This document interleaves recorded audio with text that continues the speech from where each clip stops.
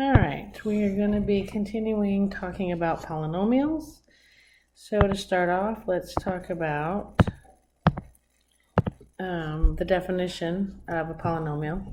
It says each monomial in this sum, a sub n x to the n, a sub n minus 1, x to the n minus 1, down to a sub naught, which is a fancy word for the constant, is a term of the polynomial.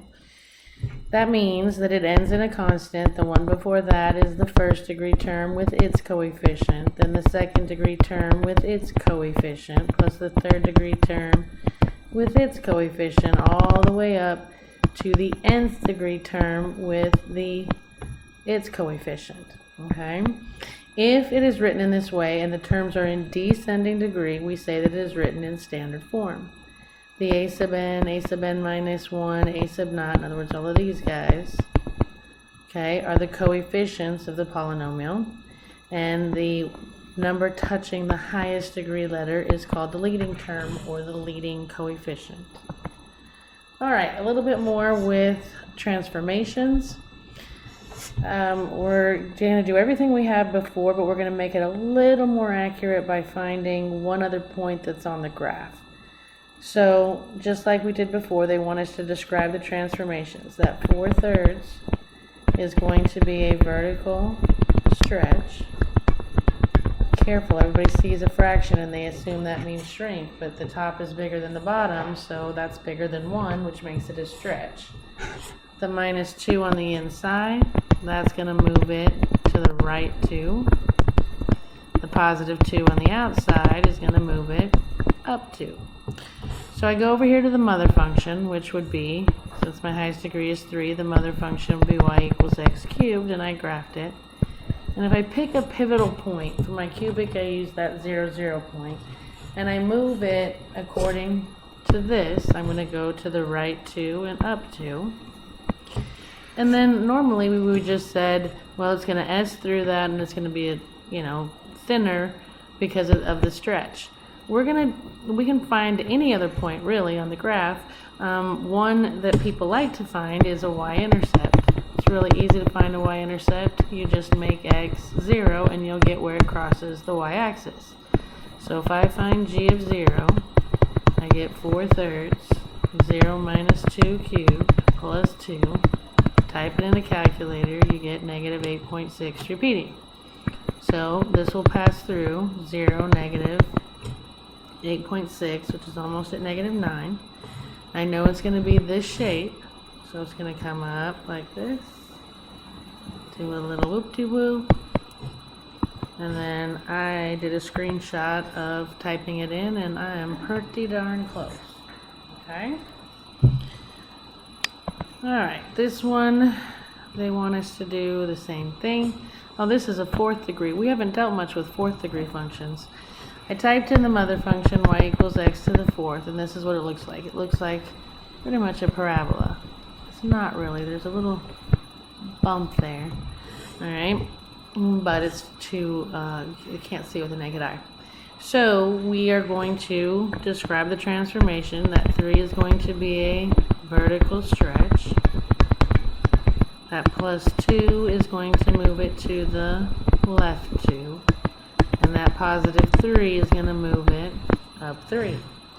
So again, I pick like my pivotal point, 0, 0 again, and I'm going to go 2 left and up 3. And then to do my stretch, I'm going to see if I can't find the y-intercept. So if I find g of 0, I get 3 times 0 plus 2 to the 4th plus 3. Type it in a calculator. 3 times 0 plus 2 to the 4th plus 3. You get 51. Well, that means it passes through 0, 51, which I don't have that big of a graph and I don't want to extend it all the way up to 51.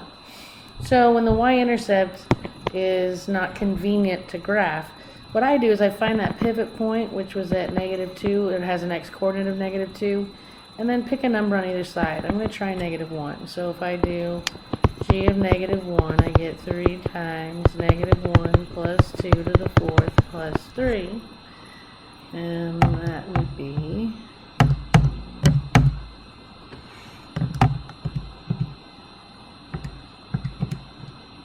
6. So it's going to pass through negative 1 comma 6. So negative 1, 1, 2, 3, 4, 5, 6.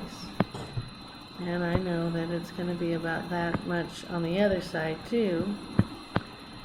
Okay, and I did a screenshot, and we're pretty darn close. Okay? Alright, so they want you to do this one. This one's another cubic. The 4/5 is going to be a vertical shrink. The -5 on the inside is going to move it to the right 5. The +2 on the outside is going to move it up 2. So again, take my pivot point from mother, 0, 0, and I'm going to go right 5 and up 2. And then to get my vertical shrink, I can try and find a y-intercept. 4/5, 0 minus 5 cubed plus 2.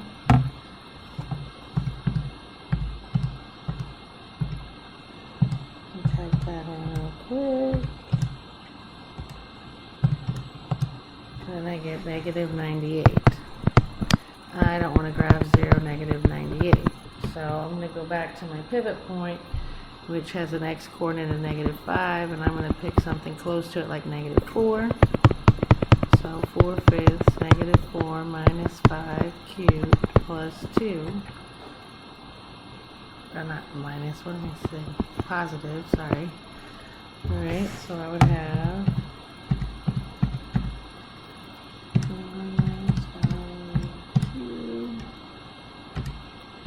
2, and I get 1.2. So that means that, sorry, I was doing G of 4, it's going to pass through 4 comma 1.2 like that. Oops. So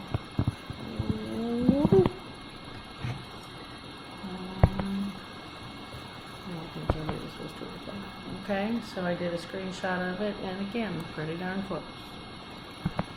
Okay, so end behavior. When you graph any polynomial, obviously it has to have a start and a finish, okay? So one of 4 things is going to happen. Either your tails are going to point in opposite directions, as in the first 2 examples, or your tails are going to point in the same direction as in the last 2 pictures, okay? It's very easy to decide how just by seeing the first term of the polynomial, if it's in standard form. Okay? If your degree is odd, in other words, whatever your first term is, okay? If if n is odd, meaning like a 1, a 3, a 5, a 7, if n is odd, then your tails have to point opposite directions. But how do you know which way it goes? The first one down, the second up, or the first one up, the second one down? Well, that you look at the leading coefficient. Okay?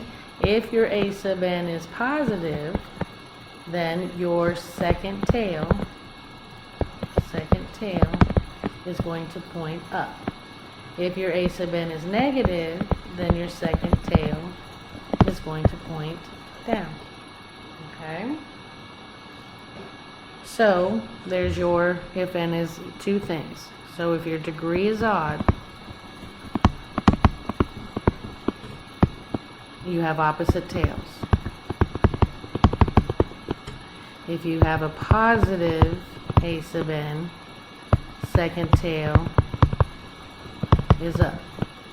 If you have a negative a sub n, second tail is down. Okay? Now, when will you get tails pointing in the same direction?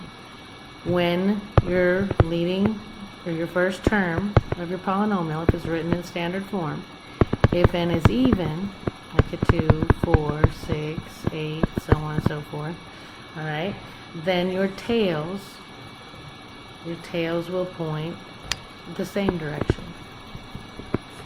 If your a sub n is positive, then both will be up. If your a sub n is negative, then both will point down. Okay, if we write that out a little more in depth. If your degree is even, you're going to have same tails. And if you have a positive a sub n, then both are going to point up. If you have a negative a sub n, then both are going to point down. Okay? So they're going to give us problems like this. They're going to give us a graph. They're not going to tell us what the polynomial is. They're going to say, match the given graph with its polynomial function. Well, the first thing I notice is that my tails are pointing in opposite directions. If I have opposite tails, that means my degree is odd. This is an even, odd, odd, even, so these two are out. Okay, the second thing I notice is that the second tail is pointing down. The second tail tells you the sign of a sub n. So that means that a sub n is negative. Well, this a sub n is negative. This a sub n is not. So the only one it could possibly be is that one. Okay. Alright, so if you do one, hold on, I think I missed one. I did miss one. Let's look at this one. Alright, the first thing I notice is that both tails are pointing down. So I have same tails, which means that n has to be even. Okay, so that's odd, odd, even, even, so those two are out. Okay, the next thing is that both tails are down, which means my leading coefficient has to be negative. Well, what am I going to do here? They both are. So what other clue do I have to figure out how this matches? If your polynomial is written in standard form, from highest degree to lowest degree, it's got to be in standard form. No parentheses, no weird stuff. In standard form, highest to lowest. Your constant is your y-intercept. Promise. Okay?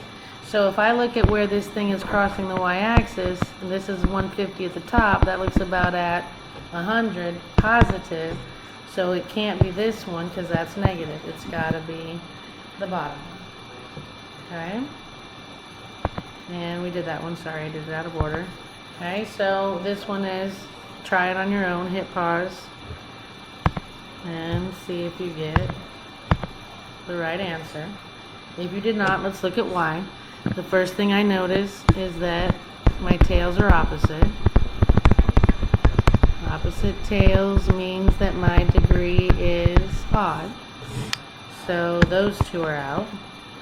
Okay, the second thing I notice is that the second tail is up, which means my leading coefficient has to be positive.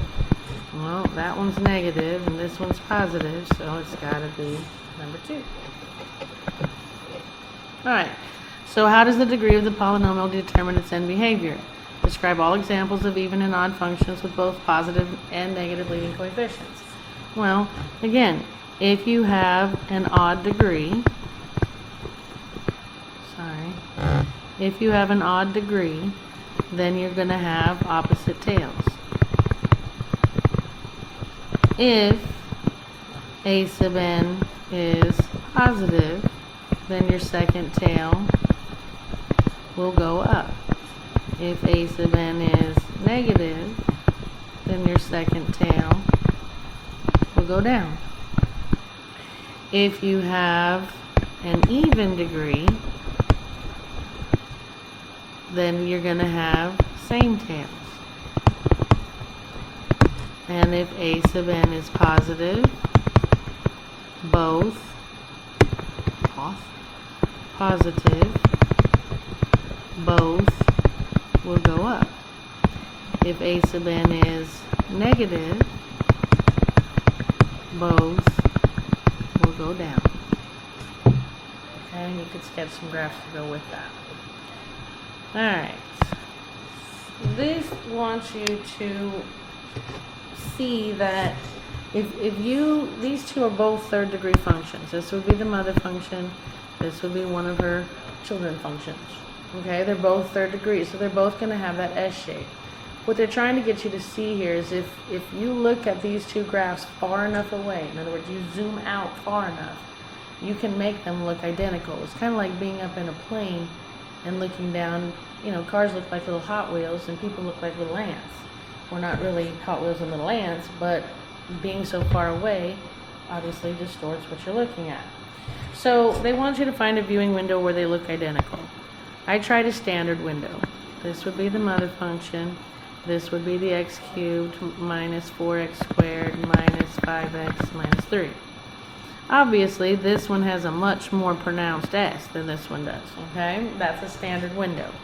So if I zoom out, and I went out to 40s all the way around, negative 40, positive 40, negative 40, you know, that way.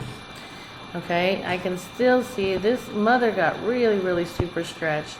And now, I mean, I couldn't see the bottom of it before and see how wide it was and now how thin it is as I got farther and farther out. I went out to 100, and at this point, you can barely tell the difference between the two. Okay, and again, they're just trying to show you that if you zoom out far enough, two cubic functions pretty much are going to look alike. Now, not if you have reflections and things like that. Alright, this one says graph the function in a viewing window that shows all of its extrema and x-intercepts. Again, they're talking about hidden behavior.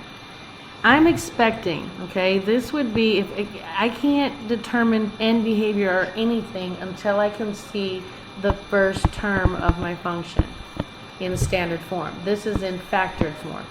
To get it in standard form, I'd have to multiply all this back out, which I don't want to spend 30 minutes doing. So if I just need to peek at the first term, I'm going to kind of in my head do the first terms of every one of these multiplied together. This would be x cubed times this would be x to the first times this term would be x to the first, which gives me an x to the fifth. Okay? Now, what that fifth degree means is that it could cross 5 times.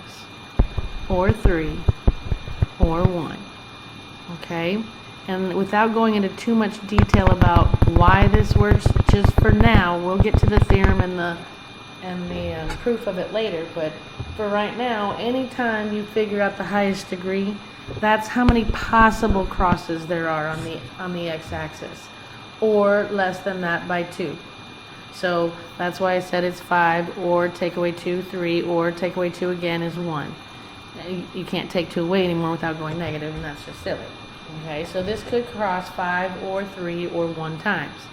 So when I type it in the graphing calculator, this is the picture I got. I can see one x-intercept right there, and I can see I have no idea right there. I mean, and I'm expecting up to 5 different intersection points.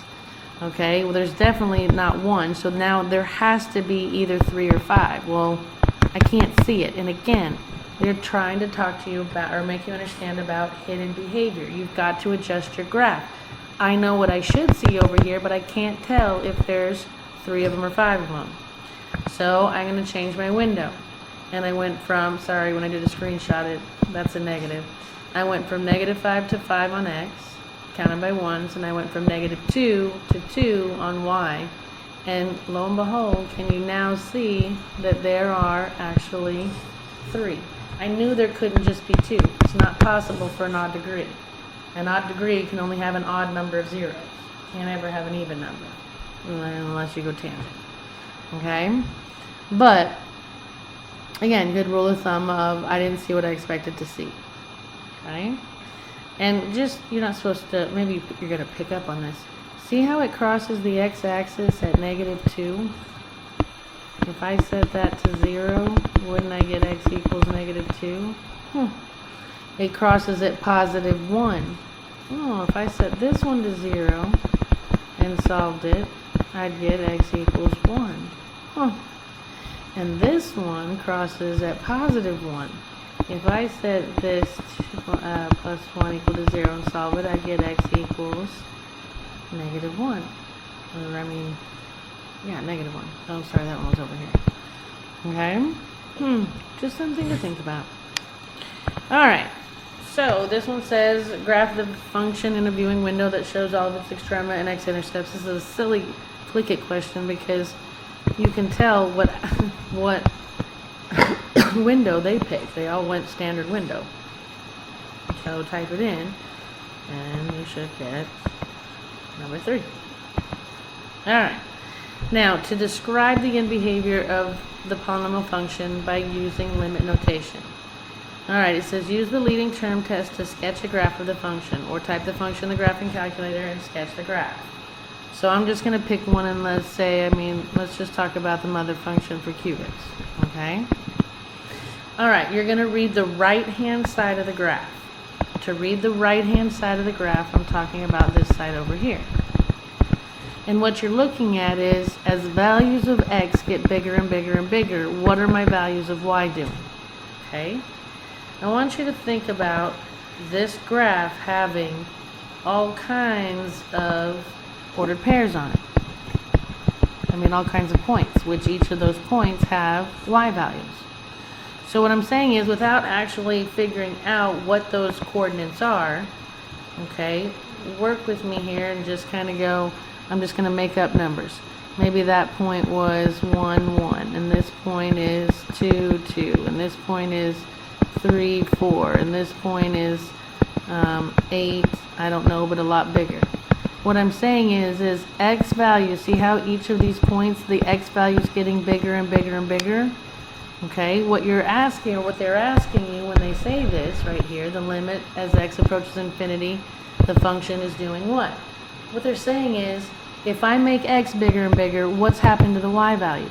Well, the first one was 1, the second one was 2, the third one was, I don't know, we made it up, 5, I think I said, the second one was 11, but obviously, each one of these points, the x is getting bigger and the y is getting bigger, which is the point. And then, so what you're really looking at is what ends up happening, which way is this arrow on the right-hand side of the graph pointing?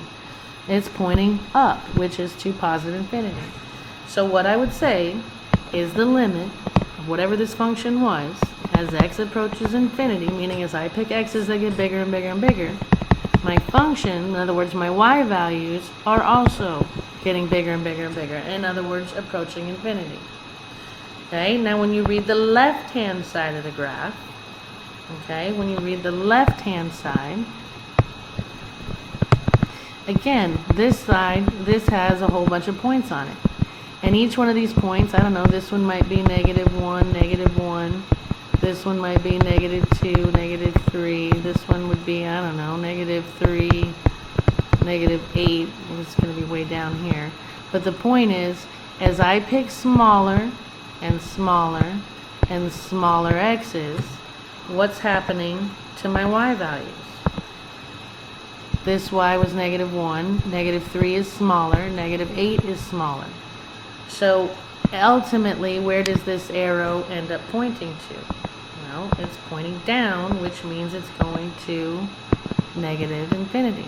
So I would say the limit of whatever this function is, as x approaches negative infinity, the function approaches negative infinity. Okay? Now, I hope that makes sense, but if you're just worried about, like in a multiple choice situation or whatever, trying to just, get the answer, because literally what you're doing is you're looking at the tails and seeing which way they point. Okay? When I was looking on the right-hand side, which way is it ultimately heading? It's heading up. So as x gets bigger, the function's getting bigger. Okay? Oops. Sorry.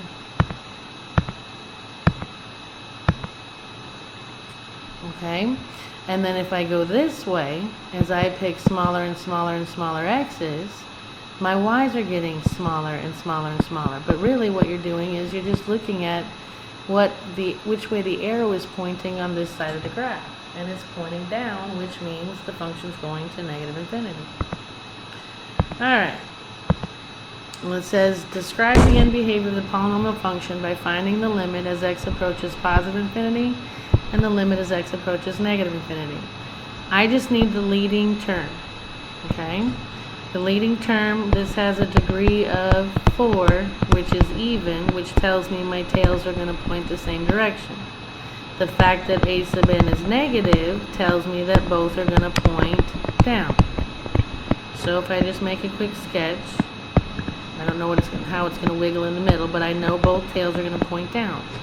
So basically, I mean, you don't necessarily cut it in half, but whatever this thing does, I don't care where it is, the limit, the limit as x approaches positive infinity, what's happening to my y values? In other words, which way is this tail pointing on the right-hand side of the graph? Or even if it doesn't, I mean the rightest side, put it that way. The rightest arrow is pointing down. So that means the y values are getting smaller and smaller, i.e. going to negative infinity. Okay, so then as you look at the other side, as I pick x's that get smaller and smaller and smaller, what are the y values doing? In other words, what direction is this tail pointing? Down. So I say the limit as x approaches negative infinity, my function values or my y values are also going to negative infinity. And if you look at the function, both arrows point down, so both limits are going to negative infinity. Just remember, you're generally always describing this one first and this one second,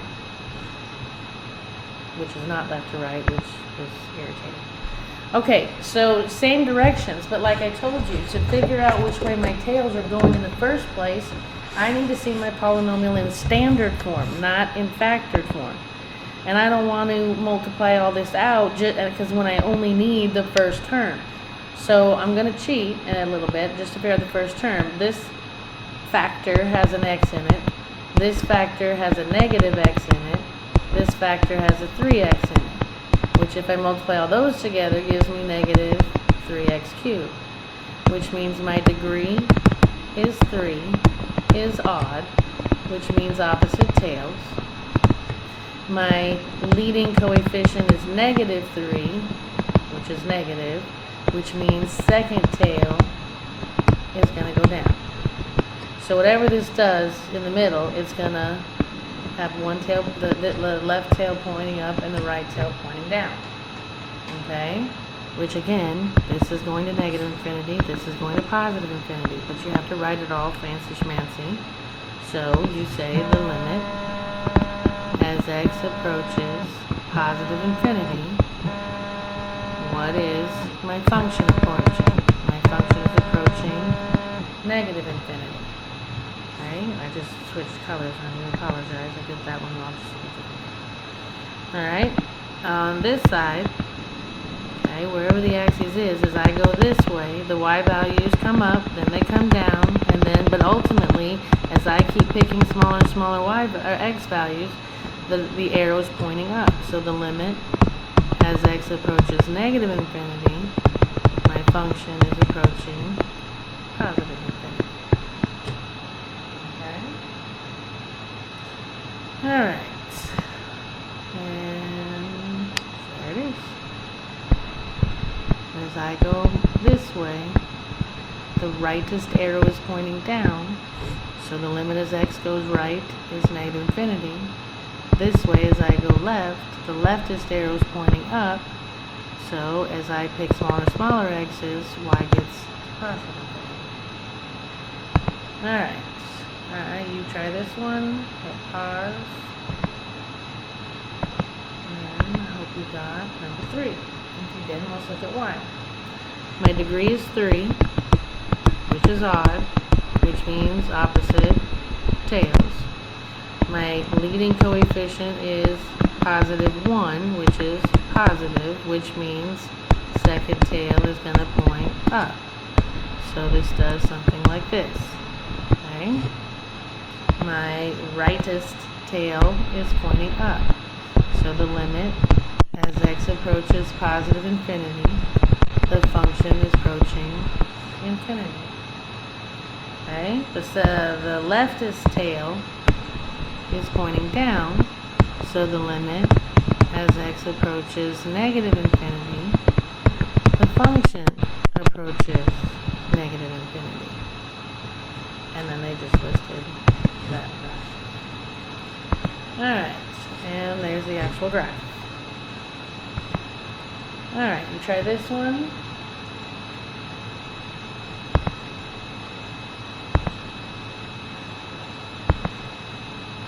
And if you didn't get that, let's look at y. Alright, I need the first term. So I've got a negative, which is like a -1. I've got an x in this factor, an x in this factor, and an x squared in this factor, which all together is going to give me negative x to the 4th. Okay, so my degree is 4, which is even, which means same tails. My a sub n, my leading coefficient, is -1, which is negative, which means both are going to be down. So wiggle in the middle, both are going to be down. Both arrows are pointing to negative infinity. Again, but if you write it out properly, okay, if I look at the rightest arrow, that's the limit. As x approaches positive infinity, the function is pointing down, which means negative infinity. Okay, the leftist arrow is when x approaches negative infinity, so that's the limit. As x approaches negative infinity, the function is pointing down, which means negative infinity. Alright. So, same answer there. You could maybe give a little more depth of how you find the first term if it's in factored form. That'd be awesome. Okay, solving polynomial functions using algebra. If you have a second degree, you can use any of your factoring tools, difference of squares, sum of difference of cubes, completing the square, or you can use quadratic formula. Quadratic formula always works. Okay. If it's degree 3, see if you can factor out a GCF, which not today, I promise you can. And then the second factor is now probably a quadratic, and then you can use factoring or the quadratic formula. If that failed, we would go to option 2, but I'm not going to mention it at this point because this will be a tool we will learn in future lessons. Alright, so it says find the zeros of this function algebraically. It's quadratic. You can do quadratic formula if you just cannot stand to factor. But guys, I promise, if a is 1, factor it. It's simple. It's always going to be bino, x and x. You want to find the factors of 20. That would make 9. 1 and 20 would not make 9. I could make 21 if I added, or 19 if I subtracted. 2 and 10 could make 12 or 8. 3 doesn't go. 4 and 5, I can make 9. Those are your factors that go in. And then all you have to worry about is the sign. If you have a positive c, then both take whatever sign is in the middle. If you have a negative c, then the bully takes the middle, and the other is the opposite. So since my c is positive, they're both going to take what's in the middle, which makes them both positive. Now, to turn that, you didn't find the zeros, you found the factors.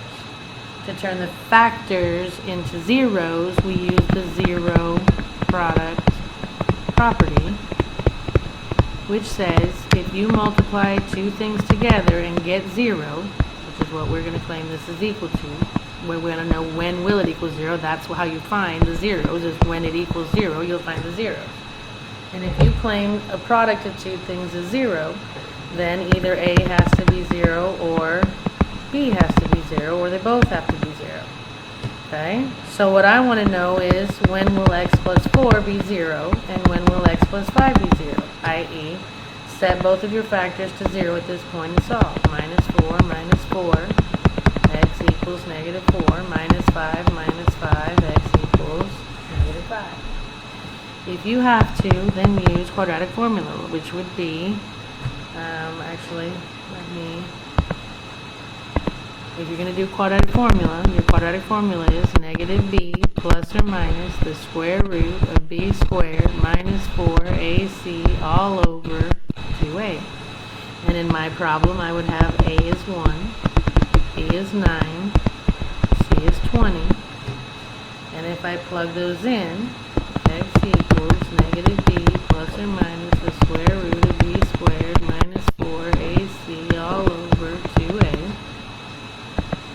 and I plug them all in.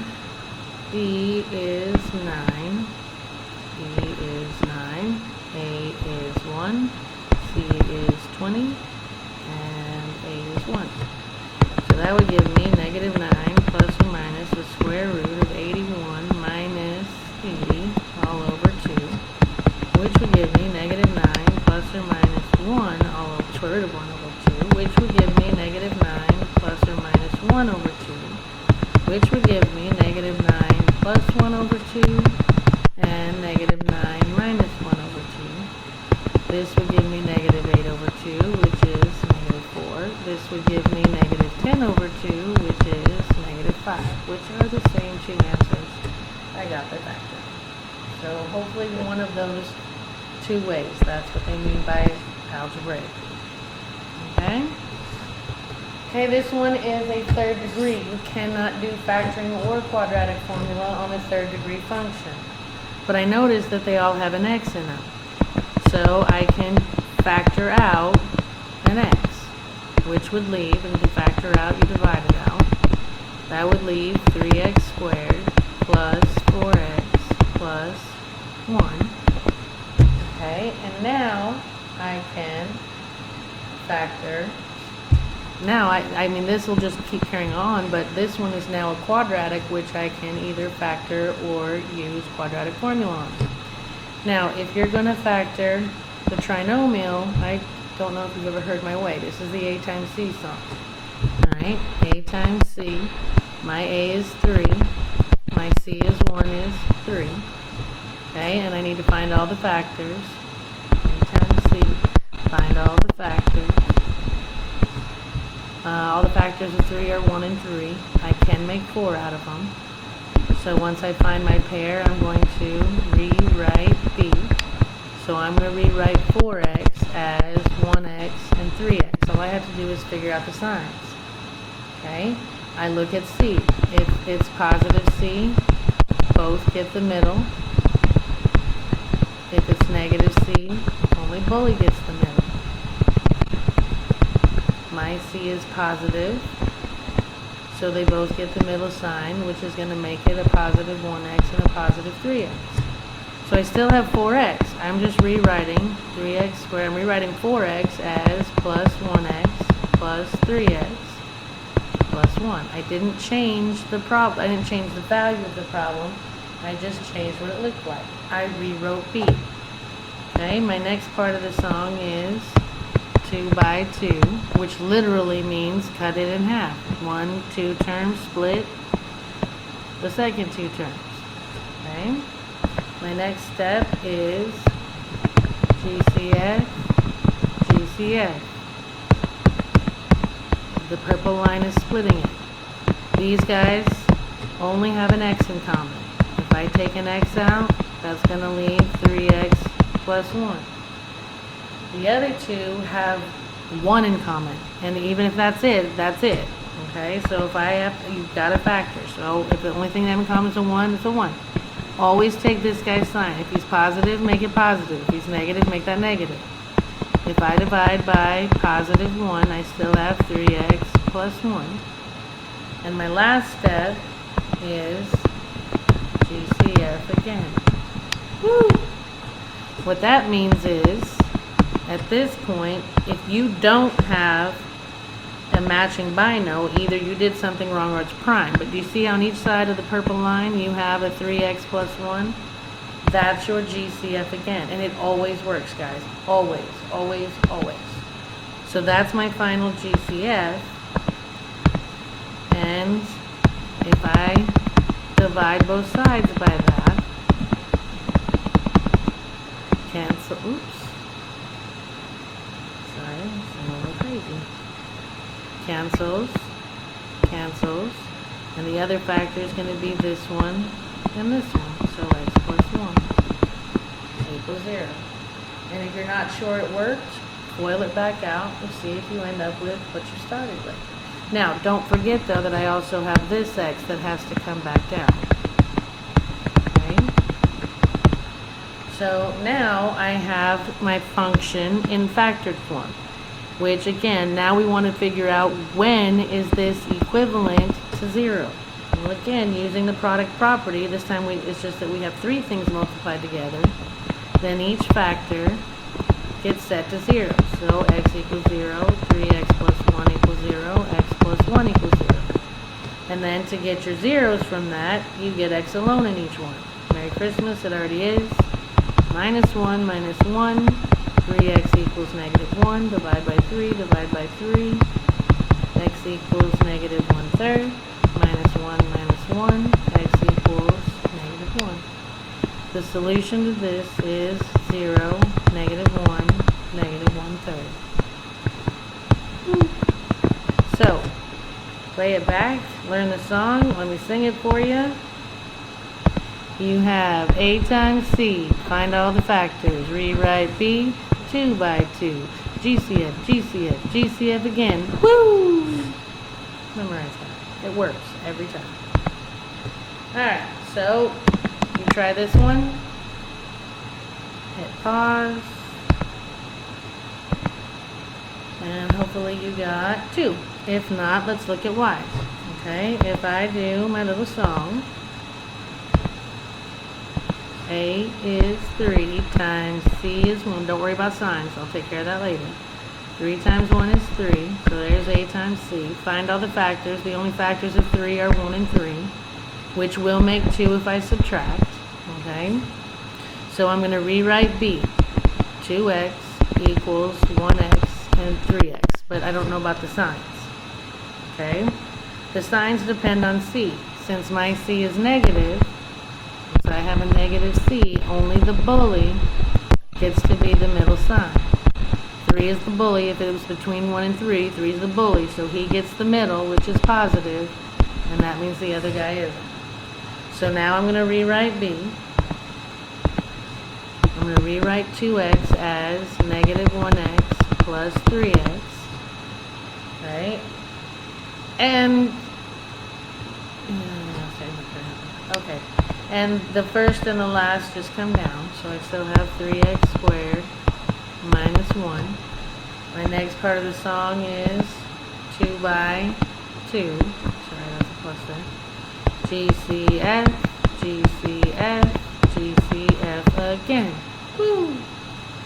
Alright, we're going to GCF the left. I can factor out an x.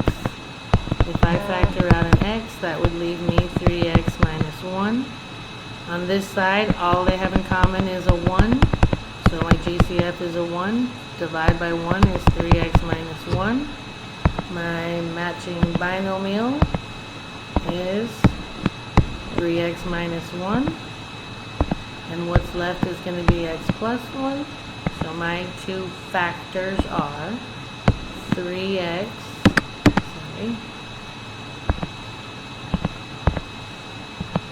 3x minus 1 and x plus 1.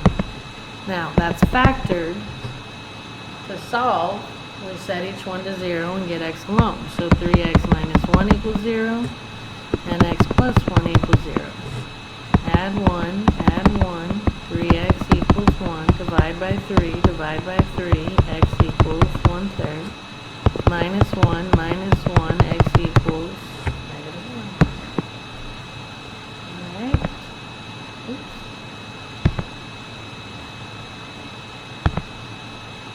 So, how can you use factoring to find all the zeros of a polynomial function? Well, if you factor the polynomial, use zero product property to find zeros. Yeah? Alright, and we are at the homework, so